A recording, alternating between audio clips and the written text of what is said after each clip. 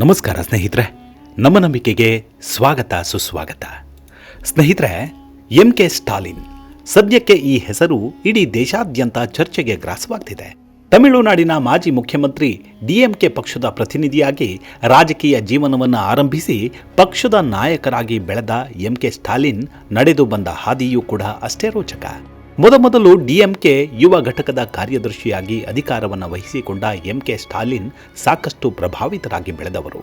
ಅಲ್ಲದೆ ಕುಟುಂಬ ರಾಜಕಾರಣದಿಂದಲೇ ಮುನ್ನೆಲೆಗೆ ಬಂದವರು ಎಂಬ ಟೀಕೆಗಳು ಇಂದಿಗೂ ನಡೀತಿದೆ. ಕರುಣಾನಿಧಿಯವರ ಮಗನಾಗಿದ್ದಕ್ಕೆ ರಾಜಕೀಯವಾಗಿ ಈ ಮಟ್ಟಕ್ಕೆ ಬೆಳೆದಿದ್ದಾರೆಂಬ ವಾದವು ಎಲ್ಲಾ ಕಡೆಯೂ ಹರಿದಾಡುತ್ತಲೇ ಇದೆ. ಅಷ್ಟಕ್ಕೂ ಸ್ಟಾಲಿನ್ ಅವರ ಹಿನ್ನೆಲೆ ಎಂಥದ್ದು, ರಾಜಕೀಯ ಬರೋದಕ್ಕೂ ಮುನ್ನ ಅವರ ಜೀವನ ಶೈಲಿ ಹೇಗಿತ್ತು ಅನ್ನೋದನ್ನ ಈ ಸಂಚಿಕೆಯಲ್ಲಿ ಹೇಳ್ತಾ ಹೋಗ್ತೀನಿ. ಅದಕ್ಕೂ ಮುನ್ನ ನಮ್ಮ ನಂಬಿಕೆಗೆ ನಿಮ್ಮ ಬೆಂಬಲವಿರಲಿ. ಎಲ್ಲ ವಿಧದ ತ್ವಚೆಯ ಸಮಸ್ಯೆಗಳಿಗೆ ಧೀಮಹಿ ಪ್ರಾಡಕ್ಟ್ ರಾಮಬಾಣದಂತೆ ಕೆಲಸ ಮಾಡುತ್ತೆ. ಕೇವಲ 3 ದಿನದಲ್ಲೇ ವ್ಯತ್ಯಾಸ ನೋಡ್ತೀರಾ. ಯಾವುದೇ ಅಡ್ಡ ಪರಿಣಾಮಗಳಿಲ್ಲ. ಕೆಮಿಕಲ್ ರಹಿತವಾದ 16 ನೈಸರ್ಗಿಕ ಪದಾರ್ಥಗಳ ಮಿಶ್ರಣದಿಂದ ತಯಾರಾದ 100% ಆರ್ಗ್ಯಾನಿಕ್ ಧೀಮಹಿ ಪ್ರಾಡಕ್ಟ್. ಹೆಚ್ಚಿನ ಮಾಹಿತಿಗಾಗಿ ಕೆಳಕಂಡ ದೂರವಾಣಿಗೆ ಸಂಪರ್ಕಿಸಿ. ಸ್ನೇಹಿತರೆ, MK ಸ್ಟಾಲಿನ್ ಅಂದ್ರೆ ಮುತ್ತುವೇಲು ಕರುಣಾನಿಧಿ ಸ್ಟಾಲಿನ್. ಹುಟ್ಟಿದ್ದು ಮಾರ್ಚ್ 1, 1953ರಂದು ಚೆನ್ನೈನಲ್ಲಿ. ತಂದೆ ಖ್ಯಾತ ರಾಜಕಾರಣಿ ಎಂ ಕರುಣಾನಿಧಿ, ತಾಯಿ ದಯಾಳು ಅಮ್ಮಾಳ್.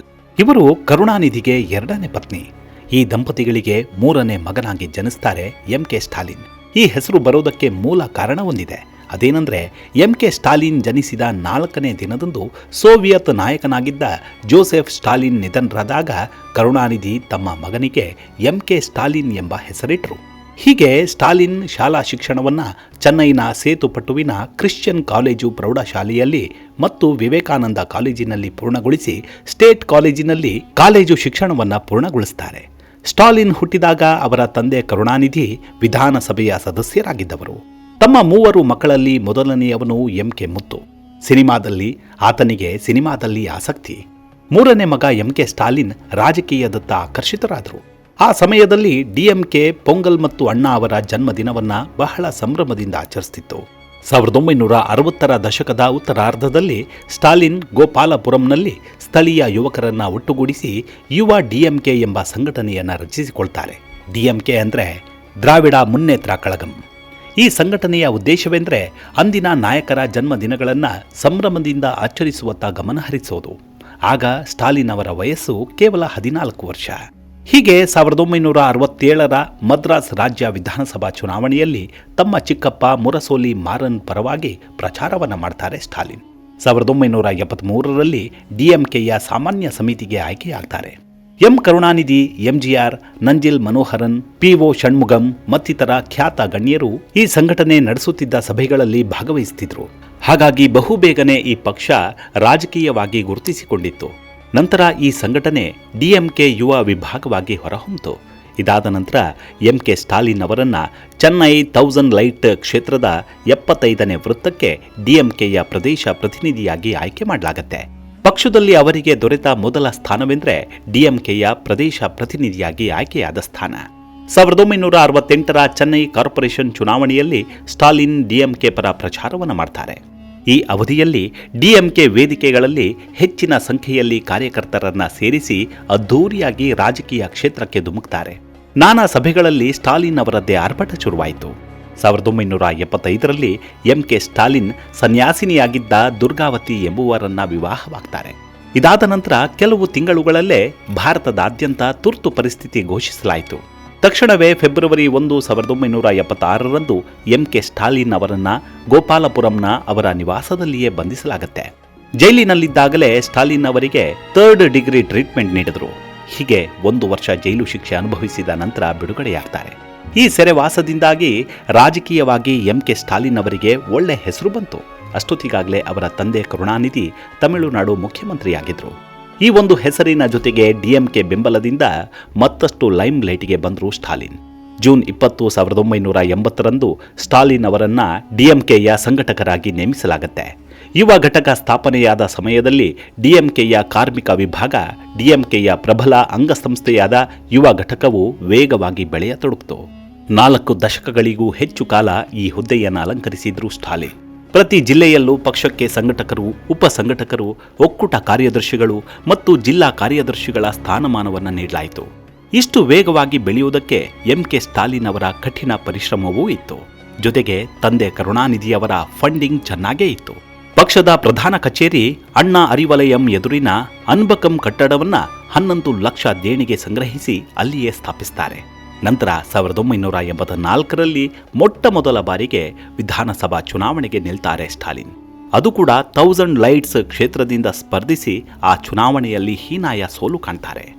ಆದರೆ 1989ರ ಚುನಾವಣೆಯಲ್ಲಿ ಅದೇ ಕ್ಷೇತ್ರದಿಂದ ಮರು ಸ್ಪರ್ಧಿಸಿ ಭಾರಿ ಅಂತರದಿಂದ ಗೆಲ್ತಾರೆ. ನಂತರ 1991ರಲ್ಲಿ ನಡೆದ ಚುನಾವಣೆಯಲ್ಲಿ ಸೋತು ಹೋಗ್ತಾರೆ. 1996ರಲ್ಲಿ ನಡೆದ ಚುನಾವಣೆಯಲ್ಲಿ ಸ್ಟಾಲಿನ್ ಮತ್ತೊಮ್ಮೆ ಅದೇ ಕ್ಷೇತ್ರದಿಂದ ಗೆದ್ರು. ಅಲ್ಲದೆ ಚೆನ್ನೈನ ಕಾರ್ಪೊರೇಷನ್ ಮೇಯರ್ ಚುನಾವಣೆಯಲ್ಲೂ ಸ್ಪರ್ಧಿಸಿ ಗೆಲ್ತಾರೆ. ಆ ಸಮಯದಲ್ಲಿ ಕಾರ್ಪೊರೇಷನ್ ಮೇಯರ್ ಆಗಿದ್ದ ಎಂಕೆ ಸ್ಟಾಲಿನ್ ಅವರ ಕೆಲಸ ವ್ಯಾಪಕ ಗಮನ ಸೆಳೀತು. ಸಿಂಗಾರಾಜ್ ಚೆನ್ನೈ ಎಂಬ ಘೋಷಣೆಯನ್ನ ಮುಂದಿಟ್ಟ ಸ್ಟಾಲಿನ್ ಅದಕ್ಕಾಗಿ ಕೆಲವು ಮಹತ್ವದ ಯೋಜನೆಗಳನ್ನು ಜಾರಿಗೆ ತಂದರು. ಅವುಗಳಲ್ಲಿ ಮಳೆ ನೀರು, ಒಳಚರಂಡಿಯ ಯೋಜನೆಯ ಅನುಷ್ಠಾನ ಮತ್ತು ಚೆನ್ನೈನ ವಿವಿಧ ಸ್ಥಳಗಳಲ್ಲಿ 65 ಕೋಟಿ ರೂಪಾಯಿ ವೆಚ್ಚದಲ್ಲಿ 9 ಫ್ಲೈಓವರ್ಗಳ ನಿರ್ಮಾಣ ಸೇರಿದಂತೆ ಇನ್ನೂ ಕೆಲವು ಯೋಜನೆಗಳು ಭಾರಿ ಪ್ರಶಂಸೆಗೆ ಒಳಗಾದವು. ಇಂದಿಗೂ ತಮಿಳುನಾಡು ಮಂದಿ ಈ ಯೋಜನೆಯ ಬಗ್ಗೆ ಮಾತನಾಡ್ತಾರೆ. 1996ರಲ್ಲಿ ಚೆನ್ನೈನಲ್ಲಿ ಭಾರಿ ಮಳೆಯಾದಾಗ ಸ್ಟಾಲಿನ್ ವಹಿಸಿದ ಪಾತ್ರ ಭಾರಿ ಜನಮನ್ನಣೆ ಪಡೆಯಿತು. 2001ರ ಚುನಾವಣೆಯಲ್ಲಿ 1000 ಲೈಟ್ಸ್ ಕ್ಷೇತ್ರದಿಂದ ಸ್ಪರ್ಧಿಸಿ ಗೆದ್ದಿದ್ದ ಎಂಕೆ ಸ್ಟಾಲಿನ್ ಚೆನ್ನೈ ಮೇಯರ್ ಆಗಿಯೂ ಮತ್ತೊಮ್ಮೆ ಗೆದ್ದರು. ಆದರೆ ಸಂವಿಧಾನದ ಪ್ರಕಾರ ಒಂದು ಸರ್ಕಾರಿ ಹುದ್ದೆಯನ್ನು ಮಾತ್ರ ಹೊಂದಬಹುದು ಎಂಬ ಕಾನೂನು ಜಾರಿಯಲ್ಲಿತ್ತು. ಹಾಗಾಗಿ ವಿಧಿಯಿಲ್ಲದೆ ತಮ್ಮ ಮೇಯರ್ ಸ್ಥಾನಕ್ಕೆ ರಾಜೀನಾಮೆಯನ್ನು ನೀಡುತ್ತಾರೆ. ತಮ್ಮ ತಂದೆ ಕರುಣಾನಿಧಿಯವರಂತೆ ಎಂಕೆ ಸ್ಟಾಲಿನ್ ಬರವಣಿಗೆ ಮತ್ತು ಚಲನಚಿತ್ರ ಜಗತ್ತಿನಲ್ಲಿ ಹೆಚ್ಚು ಸಾಧನೆ ಮಾಡಲಿಲ್ಲ. ಆದರೆ ಎಂಕೆ ಸ್ಟಾಲಿನ್ ಓರೆ ರಟ್ಟಂ ಮತ್ತು ಮಕ್ಕಳ್ ಅಮಾನಿತಲ್ ನಂತಹ ಚಲನಚಿತ್ರಗಳಲ್ಲಿ ಮತ್ತು ಕುರುಂಜಿ ಮಲಾರ್ ಮತ್ತು ಸೂರ್ಯನಂತಹ ದೂರದರ್ಶನ ಸರಣಿಗಳಲ್ಲಿ ನಟಿಸಿದ್ದಾರೆ. ಈ ಹೊತ್ತಿಗಾಗಲೇ ನಟನೆ ನನಗೆ ಸೂಟ್ ಆಗಲ್ಲ, ಇದು ನನ್ನ ಕ್ಷೇತ್ರವಲ್ಲ ಎಂದು ಅರಿವಾದಾಗಲೇ ನಟನೆಗೆ ತಿಲಾಂಜಲಿ ಇಟ್ಟರು. 2006ರಲ್ಲಿ ಡಿಎಂಕೆ ಮತ್ತೆ ಅಧಿಕಾರಕ್ಕೆ ಬಂದಾಗ ಎಂಕೆ ಸ್ಟಾಲಿನ್ ಸಚಿವರಾಗಿ ಅಧಿಕಾರವನ್ನು ವಹಿಸಿಕೊಂಡರು. ಸ್ಥಳೀಯ ಆಡಳಿತ ಸಚಿವರಾಗಿದ್ದಾಗ ಸ್ಟಾಲಿನ್ ತಮ್ಮ ತಂಡಕ್ಕೆ ಅಶೋಕ್ ವರ್ಧನ್ ಶೆಟ್ಟಿ ಮತ್ತು ಟಿ ಉದಯಚಂದ್ರನ್ ಅವರಂತಹ ಅತ್ಯುತ್ತಮ ಅಧಿಕಾರಿಗಳನ್ನು ಆಯ್ಕೆ ಮಾಡುವ ಮೂಲಕ ಆ ಇಲಾಖೆಯಲ್ಲಿ ಅನೇಕ ಮಹತ್ವದ ಕೆಲಸಗಳನ್ನು ಮಾಡಲು ಸಾಧ್ಯವಾಯಿತು. ಹೊಗೆನಕಲ್ ಜಂಟಿ ಕುಡಿಯುವ ನೀರಿನ ಯೋಜನೆ ಮತ್ತು ಅಣ್ಣಾ ಗ್ರಾಮೀಣ ಪುನರುಜ್ಜೀವನ ಯೋಜನೆಗೆ ಹೆಚ್ಚಿನ ಗಮನವನ್ನು ನೀಡಲಾಯಿತು. ಆ ಅವಧಿಯಲ್ಲಿ ಡಿಎಂಕೆ ಆಡಳಿತವು ಅನೇಕ ತೀವ್ರ ಟೀಕೆಗಳನ್ನು ಎದುರಿಸುತ್ತಿದ್ದಾಗ ಸ್ಥಳೀಯ ಆಡಳಿತ ಇಲಾಖೆಯಲ್ಲಿ ಸ್ಟಾಲಿನ್ ಅವರ ಚಟುವಟಿಕೆಗಳು ಮಾತ್ರ ಪಕ್ಷಕ್ಕೆ ಸಕಾರಾತ್ಮಕ ಇಮೇಜ್ ನೀಡಿತು. ಮುಂದಿನ ಹೆಜ್ಜೆಯಾಗಿ ಎಂಕೆ ಸ್ಟಾಲಿನ್ ಅವರನ್ನು ಪಕ್ಷದ ಖಜಾಂಚಿಯಾಗಿ ನೇಮಿಸಲಾಗುತ್ತೆ. 2011ರ ವಿಧಾನಸಭಾ ಚುನಾವಣೆಯಲ್ಲಿ ಡಿಎಂಕೆ ಸೋತ ನಂತರ 2014ರ ಸಂಸತ್ ಚುನಾವಣೆ ಮತ್ತು 2016ರ ವಿಧಾನಸಭಾ ಚುನಾವಣೆಯಲ್ಲಿ ಪಕ್ಷವು ಸರಣಿ ಸೋಲುಗಳನ್ನು ಎದುರಿಸಬೇಕಾಯಿತು. 2016ರಲ್ಲಿ ಅನಾರೋಗ್ಯದಿಂದ ಬಳಲುತ್ತಿದ್ದ ಎಂ ಕರುಣಾನಿಧಿ ಪಕ್ಷದಿಂದ ಕೆಳಗಿಳಿದ ನಂತರ ಎಂಕೆ ಸ್ಟಾಲಿನ್ ಅವರೇ ಪಕ್ಷದ ಕಾರ್ಯಕಾರಿ ಅಧ್ಯಕ್ಷರಾಗಿ ಅಧಿಕಾರವನ್ನು ವಹಿಸಿಕೊಂಡರು. ಆದರೆ ಅದಕ್ಕೂ ಮುನ್ನ ಕರುಣಾನಿಧಿಯವರೇ ನನ್ನ ಮಗನೇ ಪಕ್ಷವನ್ನು ಮುನ್ನಡೆಸುತ್ತಾನೆಂದು ಘೋಷಿಸಿಬಿಟ್ಟಿದ್ರು. ಇದು ಭಾರಿ ಚರ್ಚೆಗೂ ಗ್ರಾಸವಾಗಿತ್ತು. ಇದೆಲ್ಲದರ ಗೊಂದಲಕ್ಕೆ ತೆರೆ ಎಳೆಯುವುದಕ್ಕೆ ಖುದ್ದು ಕರುಣಾನಿಧಿಯವರೇ ಜನವರಿ 6, 2013ರಂದು ಪತ್ರಿಕಾಗೋಷ್ಠಿಯಲ್ಲಿ ಎಂಕೆ ಸ್ಟಾಲಿನ್ ತಮ್ಮ ರಾಜಕೀಯ ಉತ್ತರಾಧಿಕಾರಿಯಾಗೋದ್ರಲ್ಲಿ ಏನು ತಪ್ಪಿದೆ ಎಂದು ಪ್ರಶ್ನಿಸಿದರು. ಅಲ್ಲದೆ ಪಕ್ಷದ ಮುಂದಿನ ನಾಯಕನನ್ನ ನಾಮನಿರ್ದೇಶನ ಮಾಡುವ ಅವಕಾಶ ಬಂದರೆ ನಾನು ಎಂಕೆ ಸ್ಟಾಲಿನ್ ಹೆಸರನ್ನೇ ನಾಮನಿರ್ದೇಶನ ಮಾಡುತ್ತೇನೆ ಎಂದು ಕ್ಲಾರಿಟಿ ಕೊಟ್ಟುಬಿಟ್ಟಿದ್ರು. 2016ರಲ್ಲಿಯೂ ತಮ್ಮ ಉತ್ತರಾಧಿಕಾರಿ ಎಂಕೆ ಸ್ಟಾಲಿನ್ ಎಂದು ದೃಢಪಡಿಸುತ್ತಾರೆ. ಹೀಗೆ ಡಿಎಂಕೆ ನಾಯಕ ಮತ್ತು ಸ್ಟಾಲಿನ್ ಅವರ ತಂದೆ ಎಂ ಕರುಣಾನಿಧಿ 2018ರಲ್ಲಿ ನಿಧನರಾದಾಗ ಪಕ್ಷವು ಯಾವುದೇ ಗೊಂದಲಕ್ಕೆ ಒಳಗಾಗದೆ ಸ್ಟಾಲಿನ್ ಅವರೇ ಅಧಿಕಾರವನ್ನು ವಹಿಸಿಕೊಂಡರು. ಅವರ ನೇತೃತ್ವದಲ್ಲಿ 2019ರಲ್ಲಿ ನಡೆದ ಚುನಾವಣೆಯಲ್ಲಿ ಸ್ಪರ್ಧಿಸಿದ್ದ ಡಿಎಂಕೆ ಮೈತ್ರಿಕೂಟ ತಮಿಳುನಾಡಿನ 39 ಸ್ಥಾನಗಳಲ್ಲಿ 38 ಸ್ಥಾನಗಳನ್ನು ಗೆದ್ದು ಬೀಗಿತ್ತು. 1000 ಲೈಟ್ಸ್ ಕ್ಷೇತ್ರದ ಸ್ಥಳೀಯ ಪ್ರತಿನಿಧಿಯಾಗಿ ರಾಜಕೀಯ ಜೀವನವನ್ನು ಪ್ರಾರಂಭಿಸಿ ಡಿಎಂಕೆ ನಾಯಕರಾಗಿ ಬೆಳೆದ ಎಂಕೆ ಸ್ಟಾಲಿನ್ ತಮ್ಮ ರಾಜಕೀಯ ಜೀವನದಲ್ಲಿ ತಮ್ಮ ತಂದೆಯ ಬ್ಯಾಕ್ಗ್ರೌಂಡ್ನಿಂದ ಅತ್ಯಂತ ಪ್ರಭಾವಿಯಾಗಿ ಬೆಳೆದರು. ಇದು ಅವರ ಶಕ್ತಿ ಮತ್ತು ದೌರ್ಬಲ್ಯವೂ ಆಗಿತ್ತು. ಈ ಹಿಂದೆಯೂ ಕೂಡ ಕರುಣಾನಿಧಿಯವರು ಸ್ಟಾಲಿನ್ ಅವರನ್ನು ತಮ್ಮ ಉತ್ತರಾಧಿಕಾರಿ ಎಂದು ಬಿಂಬಿಸುತ್ತಿದ್ದಾರೆ ಎಂಬ ಆರೋಪದ ಮೇಲೆ 1993ರಲ್ಲಿ ವೈಕೋ ನೇತೃತ್ವದಲ್ಲಿ ಪಕ್ಷವು 2 ಭಾಗವಾಯಿತು.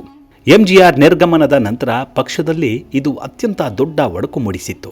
2014ರಲ್ಲಿ ವಿವಾದ ಯಾವ ಹಂತ ತಲುಪಿತು ಅಂದರೆ ಕರುಣಾನಿಧಿಯವರೇ ತಮ್ಮ ಸಹೋದರ MK ಅಳಗಿರಿ ಅವರು MK ಸ್ಟಾಲಿನ್ ಅವರಿಗೆ ಜವಾಬ್ದಾರಿಗಳನ್ನು ನೀಡುವ ಬಗ್ಗೆ ತಮ್ಮೊಂದಿಗೆ ತುಂಬ ಕಠಿಣವಾಗಿ ವರ್ತಿಸಿದ್ರು ಅಂತ ಸ್ವತಃ ಕರುಣಾನಿಧಿಯವರೇ ಹೇಳಿದರು. ಆದರೆ ಕೊನೆಯಲ್ಲಿ ಕರುಣಾನಿಧಿಯವರೇ ಸ್ಟಾಲಿನ್ ಪರವಾಗಿ ದೃಢವಾಗಿ ನಿಂತಿದ್ದರಿಂದ ಅಳಗಿರಿ ಪಕ್ಷವನ್ನು ತೊರೆಯಬೇಕಾಯಿತು. 1970 ಮತ್ತು 80ರ ದಶಕದಲ್ಲಿ MK ಸ್ಟಾಲಿನ್ ಅವರ ವೈಯಕ್ತಿಕ ಚಟುವಟಿಕೆಗಳ ಬಗ್ಗೆ ಸಾಕಷ್ಟು ಟೀಕೆಗಳು ಬಂದವು. ಇಂದಿಗೂ MK ಸ್ಟಾಲಿನ್ ತಮ್ಮ ತಂದೆಯ ವಿರುದ್ಧ ರಾಜಕೀಯ ಉತ್ತರಾಧಿಕಾರದ ಆರೋಪಗಳನ್ನು ಎದುರಿಸುತ್ತಿದ್ದಾರೆ. 2021ರಲ್ಲಿ ನಡೆದ ಚುನಾವಣೆಯಲ್ಲೂ ಗೆದ್ದು ತಮಿಳುನಾಡಿನ ಮುಖ್ಯಮಂತ್ರಿ ಪದವಿಗೇರಿ ರಾಜ್ಯಭಾರವನ್ನು ಮಾಡಿದ್ರು. ಆದರೆ ಇಷ್ಟು ವರ್ಷಗಳ ಸ್ಟಾಲಿನ್ ಅವರ ಸುದೀರ್ಘ ಪಯಣ ತಮಿಳು ನಟ ವಿಜಯ್ ಅವರ ಮುಂದೆ ನಡೆಯಲಿಲ್ಲ. ತನ್ನ ಅಪ್ಪನ ವರ್ಚಸ್ಸು, ಅವರ ನೇಮು ಫೇಮು ಕೆಲಸ ಮಾಡಲಿಲ್ಲ. ಜನ ಚೇಂಜ್ ಬಯಸಿದ್ದಾರೆಂದು ಚುನಾವಣಾ ಫಲಿತಾಂಶವೇ ಸಾಕ್ಷಿ ಹೇಳ್ತು. ಇವಿಷ್ಟು MK ಸ್ಟಾಲಿನ್ ಕುರಿತಾದ ಸಣ್ಣದಾದ ಮಾಹಿತಿ. ಮುಂದಿನ ಸಂಚಿಕೆಯಲ್ಲಿ ಮತ್ತೆ ಸಿಗೋಣ.